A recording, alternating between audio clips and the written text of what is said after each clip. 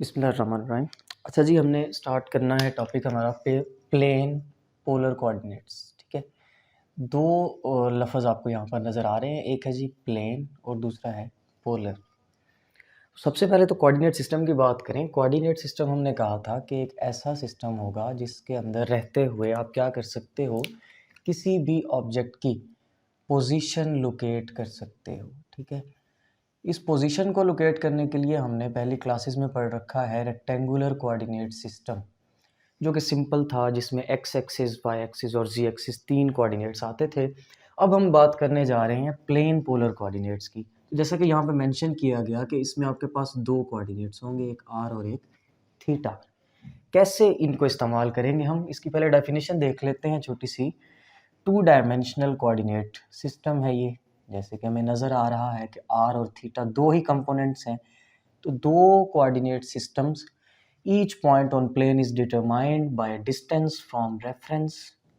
Distance from reference point, reference क्या होगा हमारा, ओरिजिन होगा, जहाँ से आपने मेजरमेंट्स लेनी है। और डिस्टेंस वहाँ तक जो होगा उसको हम क्या कहेंगे, आर, यानी कि रेडियल डिस्टेंस भी इसको कहा जा सकता है। और दूसरी चीज़ क्या होगी, angle from reference point. Again reference point हमारा क्या है जी, ओरिजिन, और एंगल को हम यहाँ पे क्या नाम देने वाले हैं, थीटा का नाम देने वाले हैं। ठीक है, तो ये एक ऐसा सिस्टम होगा जिसमें हम एक पोजीशन को आर और थीटा की हेल्प से डिटरमाइन करेंगे। ठीक है, उसके बाद एक छोटी सी बात यहाँ पे लिखी है कि it is based on three dimensional cylindrical coordinates. तीन डायमेंशंस के जो सिलेंड्रिकल कोऑर्डिनेट्स हैं उनके ऊपर बेस्ड ये टू डायमेंशनल कोऑर्डिनेट सिस्टम है। यानी कि इसमें हम एक्स एक्सिस, वाई एक्सिस और जी एक्सिस के अकॉर्डिंगली चलते हुए आगे चलेंगे। तो सबसे पहले तो कार्टेशियन और प्लेन पोलर को डिफरेंशिएट कर लेते हैं। जब हम कार्टेशियन कोऑर्डिनेट्स की बात करते हैं तो हमारे पास ये दो एक्सिस कुछ ऐसे आते हैं जी।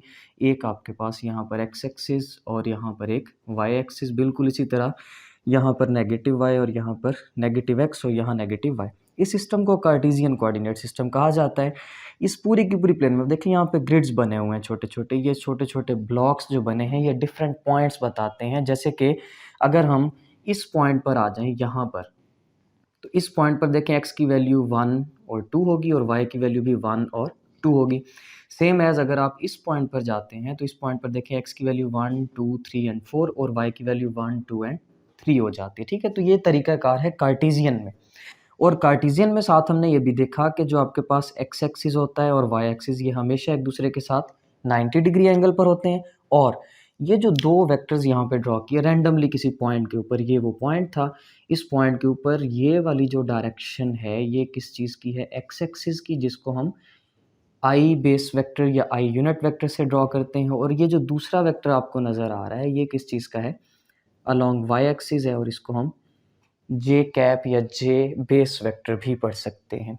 अब अगर हमने कार्टेशियन कोऑर्डिनेट सिस्टम में देखना हो कि आपकी पोजीशन कहाँ पर है, आपको पता है कि आर वेक्टर जो होता है ये किस चीज़ के लिए लिखा जाता है, फॉर पोजीशन। ठीक है जी, हमने स्टार्ट में यही बात की कि आपने कोऑर्डिनेट सिस्टम की हेल्प से क्या करना है, पोजीशन चेक करनी है। और किसी भी पॉइंट की इसको दो कोऑर्डिनेट से हम एक्सप्लेन करते हैं। क्योंकि यहाँ पर अभी एक्स और वाई एक्सिस हैं तो पहला कोऑर्डिनेट आपका कौन सा आ जाएगा जी, एक्स एक्सिस और साथ बेस वेक्टर इसका आई कैप। इसी तरह सेकंड कोऑर्डिनेट वाई एक्सिस और साथ आ जाएगा जे कैप। सेम एज अगर हम पोलर की बात करें, प्लेन पोलर की, तो प्लेन पोलर में क्या होगा, आपके पास आर और थीटा। सपोज आप एक पॉइंट निकालना चाह रहे हो और वो पॉइंट कोई इस जगह पर आके लोकेट करता है। अब यहाँ तक पॉइंट निकालने के लिए हमने कहा कि दो चीज़ों की ज़रूरत है, आर और थीटा की। तो आर कैसे निकाला गया, रेफरेंस पॉइंट से। ये हमारा रेफरेंस पॉइंट था सेंटर में, ओरिजिन पे। यहाँ तक आपने आर का मैग्नीट्यूड डिटरमाइन कर लिया। और फिर हमने कहा कि इस प्लेन में ये जो सर्कल आपके पास बनता हुआ नज़र आ रहा है, फ्रॉम एक्स एक्सिस से एंटी क्लॉकवाइज मूव करते हुए जाएंगे तो यहाँ पर हमें एक एंगल थीटा मिलेगा। अब हम बता सकते हैं कि अगर आप क्या करें, ये वाली जो डॉटेड लाइन नज़र आ रही है एक सर्कल के अलावा, इस डॉटेड लाइन को आप फॉलो करें। फॉलो करते जाएं, एक पॉइंट के ऊपर आ जाएं। इस पॉइंट के ऊपर आपने कहाँ तक फॉलो करना है, एंगल थीटा तक। लेट करें कि वो π/4 है, π/3 है या π/6 है, तो π/6 रेडियंस या 30 या 60 डिग्री तक आपने घूमते जाना है। जब इस पॉइंट पर पहुंचेंगे तो इतने मैग्नीट्यूड के ऊपर आपको ये पॉइंट P की पोजीशन मिलेगी, जिसके कोऑर्डिनेट्स क्या होंगे, R और थीटा होंगे। इसीलिए देखें सारा का सारा प्लेन जो है वो आपको सर्कुलर शेप्स में नज़र आ रहा है, ठीक है। इसमें इन सर्कल्स के अलोंग आपने मूव करना है, सेम एज अगर आपने इन पॉइंट्स की पोजीशन देखनी हो, इस पॉइंट की पोजीशन, इस पॉइंट की पोजीशन, तो क्या करेंगे, पॉजिटिव एक्स एक्सिस से रोटेट करते हुए इस पॉइंट तक पहुंचेंगे और इस रेफरेंस पॉइंट से उस पॉइंट तक का डिस्टेंस, ये जो हमने यहाँ पे मेंशन किया था, वो कैलकुलेट कर लेंगे, ठीक है। तो ये है कार्टेशियन, ये है प्लेन पोलर। अब प्लेन पोलर में अगर आर वेक्टर निकालना हो, यानी पोजीशन वेक्टर निकालना हो, तो वो कैसे निकालेंगे, आपको याद होगा यूनिट वेक्टर की डेफिनेशन हमने पढ़ी थी छोटी क्लासेस में। यूनिट वेक्टर जो है ये इसकी मैथमेटिकल डिस्क्रिप्शन होती थी, R cap is equal to R vector divided by vector का मैग्नीट्यूड। तो ये इक्वेशन इस्तेमाल की, यहाँ से r की वैल्यू को डिटरमाइन किया, r यहाँ पर रखा, मैग्नीट्यूड को इस साइड पे लाया, मल्टीप्लाई कर दिया, ठीक है। जैसे यहाँ पर पोजीशन वेक्टर निकाला through the help of x and y, यहाँ पर हमारे पास जस्ट r और थीटा मौजूद हैं। थीटा क्या चीज़ है, डायरेक्शन है, एंगल है, लेकिन r के लिए जस्ट एक वेक्टर का मैग्नीट्यूड 10 सेंटीमीटर, 20 सेंटीमीटर, कोई भी वो लेंथ हो सकती है, ठीक है जी। इसी चीज़ को थोड़ा सा एक्सटेंड करते हैं, क्योंकि हमारा टॉपिक जो है वो प्लेन पोलर कोऑर्डिनेट्स का है। तो हम देखते हैं कि एक आपके पास एक्स एक्सिस है प्लेन में, एक वाई एक्सिस के, प्लेन पोलर, प्लेन तो वही रहेगी, एक्स एक्सिस वाई एक्सिस, उसमें हमने कोऑर्डिनेट्स कौन से बनाने हैं, पोलर कोऑर्डिनेट्स बनाने हैं, ठीक है। तो हमने अभी कहा कि ये पॉइंट P आपका कुछ इस जगह पर लोकेट करेगा, तो ये पॉइंट P हमने यहाँ पे बना लिया, ठीक है जी। अब इस पॉइंट P तक देखें, ये जो ब्लू कलर का वेक्टर आपको नज़र आ रहा है, ये वेक्टर किस चीज़ को रिप्रेजेंट कर रहा है, उसके रेडियल डिस्टेंस को रिप्रेजेंट कर रहा है। इसी तरह यहाँ पर जो पॉजिटिव एक्स एक्सिस से एंटी क्लॉकवाइज डायरेक्शन में एंगल बन रहा है, ये एंगल किस चीज़ को मेंशन कर रहा है, उसकी डायरेक्शन बता रहा है कि ये पॉइंट P इस एक्स वाई प्लेन में इतने डिग्री या इतने रेडियंस पर आपको मिलेगा, ठीक है जी। अब हम बात करना चाह रहे हैं कि R और थीटा, इनके यूनिट वेक्टर्स क्या होंगे। प्लेन पोलर कोऑर्डिनेट्स में आर यूनिट वेक्टर जो है, पोजीशन वेक्टर, इसकी डायरेक्शन कहाँ पर होगी, और जो थीटा है उसकी डायरेक्शन कहाँ पर होगी। तो जैसे कि अभी हमने कहा कि आपने प्लेन पोलर कोऑर्डिनेट्स में क्या करना है, एक्स एक्सिस से एंटी क्लॉकवाइज रोटेट करना है।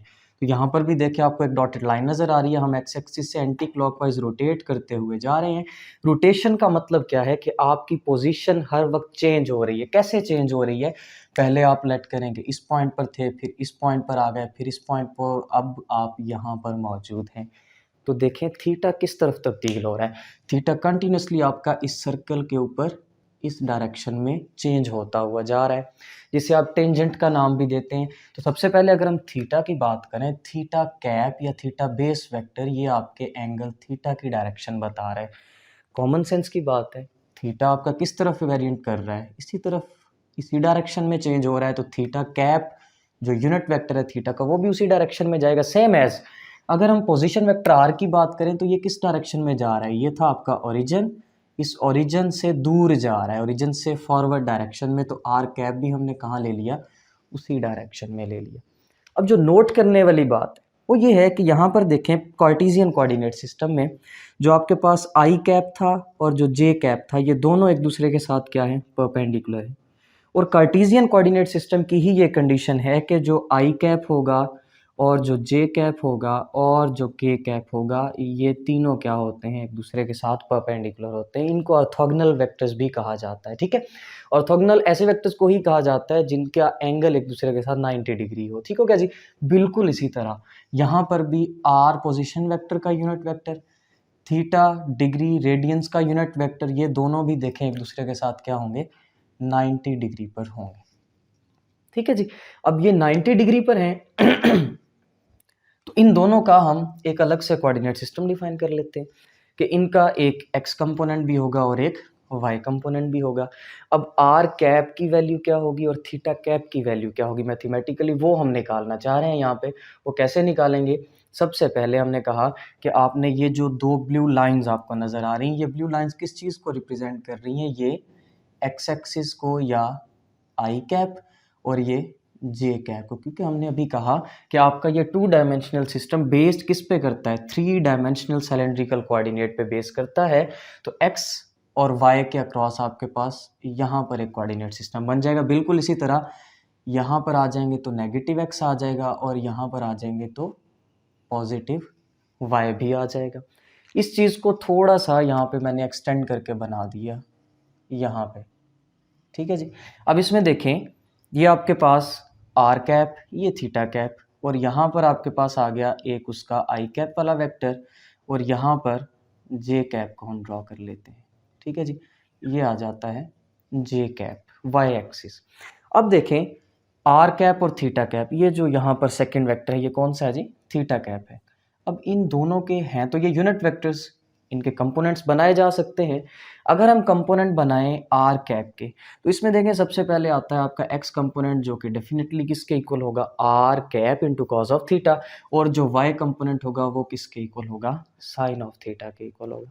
अब जो यहाँ पर आपको कंपोनेंट्स नज़र आ रहे हैं, इसमें देखें आपको एक्स एक्सिस पर माइनस साइन थीटा नज़र आ रहा है, जबकि वाई एक्सिस पर आपको कॉस थीटा नज़र आ रहा है। ये कैसे बना? अब यहाँ पे देखें, दोबारा से इस डायग्राम पे आ जाए। यहाँ पे देखें आपका ये जो एंगल था थीटा था, ये लाइन आपकी, ये वेक्टर आपका एक्सटेंड हुआ आगे की डायरेक्शन में। तो यहाँ पर क्या होगा?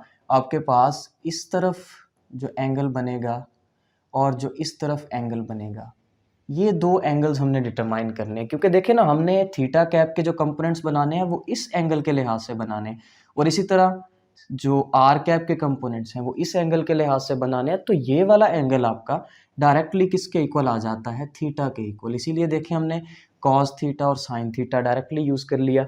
लेकिन जब हम थीटा कैप की तरफ आते हैं तो यहाँ पर एंगल कुछ ऐसे बनता है कि ये देखें, ये जो थीटा कैप है ये यहाँ से लेकर यहाँ तक टोटल एंगल कितना बना रहा है? 90 डिग्री या π/2 रेडियंस। तो ये 90 डिग्री या π/2 रेडियन एंगल यहाँ पर हम पहले मेंशन कर लेते हैं, π/2 रेडियंस। अब इस एंगल में से आप देखें माइनस हो रहा है, कौन सा एंगल? ये वाला। अगर इसको यहाँ पर ले आए तो ये था आपके पास R, जो पीछे से मूव करता हुआ आ रहा था, एक एंगल यहाँ पे बना। ये टोटल एंगल कितना था जी? 90 डिग्री, π/2 रेडियंस। उस टोटल में से जो ये वाला आपका एंगल है थीटा, जो इस एंगल के बराबर है, इसको माइनस करेंगे तो हमें ये रिमेनिंग एंगल मिलेगा, π/2 माइनस थीटा। बात समझ आ गई है ना? मतलब ये जो एंगल थीटा था ये अपना लाइन के दूसरी तरफ भी सेम एंगल बनाएगा, ठीक है। तो लाइन की दूसरी तरफ जब उसने सेम एंगल बनाया, ये हमारे पास कंपोनेंट बन रहा था इस तरफ यहाँ पे, तो ये एंगल और ये एंगल, ये दोनों हैं एक दूसरे के बराबर। हमें कौन सा एंगल चाहिए? हमें चाहिए इस थीटा के ये वाली ब्लू लाइन से ऊपर वाला एंगल, जो ये यहाँ पर हमने शो किया। तो उस एंगल को कैसे फाइंड करेंगे? टोटल देखें, ये ब्लैक आउटलाइन में मैंने बनाया 90 डिग्री था, उसमें से ये थीटा आप निकाल दें तो रिमेनिंग ये वाला एंगल बच जाएगा, जिसको हमने कहा 90 डिग्री माइनस दैट थीटा, ठीक है। इस थीटा को उसमें से किया माइनस। अब ट्रिग्नोमेट्रिक आइडेंटिटीज हैं कि अगर आप बात करें किसकी? एक्स कंपोनेंट की, तो एक्स कंपोनेंट बनेगा कॉस π/2 माइनस थीटा। इसी तरह जो वाई कंपोनेंट बनेगा वो बनेगा साइन π/2 माइनस थीटा।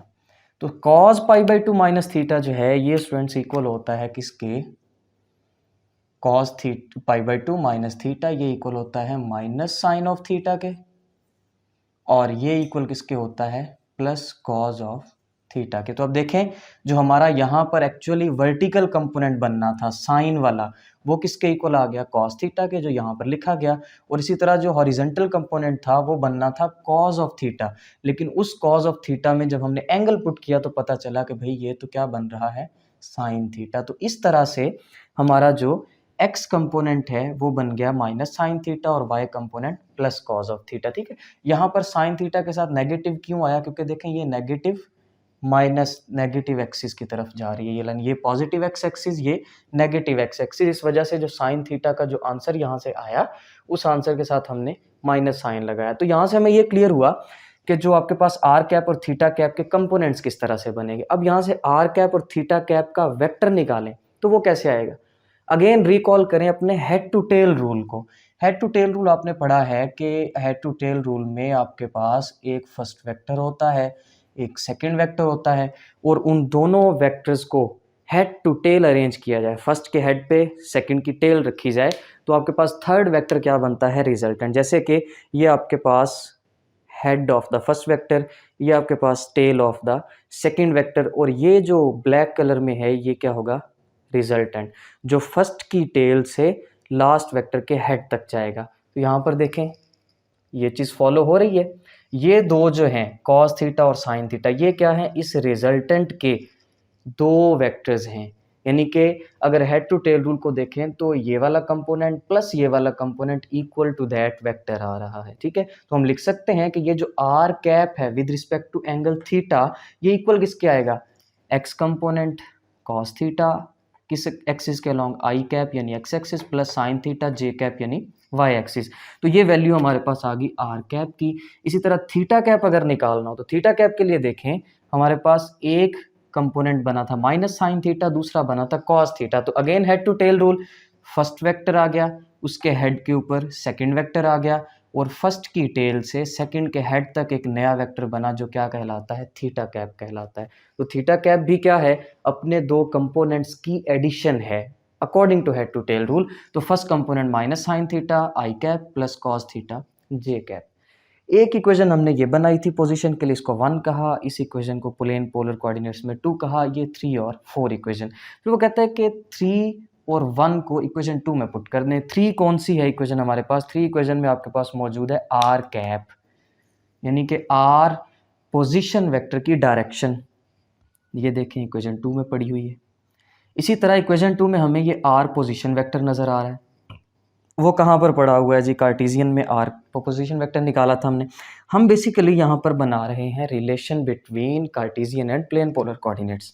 तो आर कैप इस इक्वेशन में आर वेक्टर की जगह X I plus Y J put कर दिया, और आर जो मैग्नीट्यूड था वो तो हमें अभी नहीं पता, वो तो एज इट इज साथ रहेगा, लेकिन आर कैप हमने यहाँ से निकाल लिया, वो यहाँ पुट कर दें, कॉस थीटा आई कैप प्लस साइन थीटा जे कैप। आर को मल्टीप्लाई किया तो रिजल्ट क्या बना, आर कॉस थीटा आई cap plus R sine theta जे कैप।